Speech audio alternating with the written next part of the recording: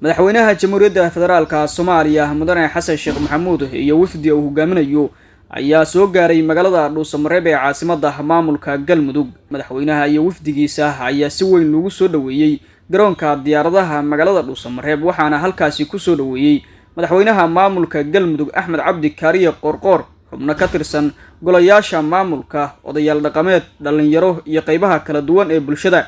soo dhaweyn kooban oo garoonka diyaaradaha Ugaas Nuur lagu sameeyay madaxweynaha jamhuuriyadda federaalka Soomaaliya Xasan Sheekh Maxamuud ayaa kadib waxaa loo soo galbiyay qasriga uu ka dagi doono madaxtooyada Galmudug inta uu ku sugnaa doono caasimadda maamulka Galmudug. Safarka madaxweynaha ayaa ujeedkiisu yahay furitaanka dhismaha cusub ee xarunta baarlamaanka Galmudug oo dhawaan la dhameystiray, isla markaasina kamid ah mashaariicda muhiimka ah ee laga hirgeliyay magaalada Dhuusamareeb ee caasimadda maamulka Galmudug.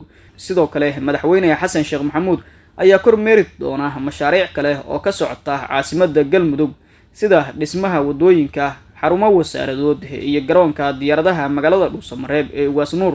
inta uu joogo Dhuusamareeb, madaxweynaha jamhuuriyadda federaalka Soomaaliya ayaa kulamo gooni ah la qaadan doona madaxda sare ee maamulka Galmudug si uu u dhageysto talooyin iyo aragtiyo ku saabsan xaaladda guud ee deegaanada Galmudug. sidoo kale safarka madaxweynaha ayaa waxaa qayb ka ah dadaalada lagu dardargelinayo dagaalka ka dhanka ah kooxda Al-Shabaab. Cabdullaahi Cabdi Xirse, Cabdullaahi Qorshe, warar Dhuusamareeb.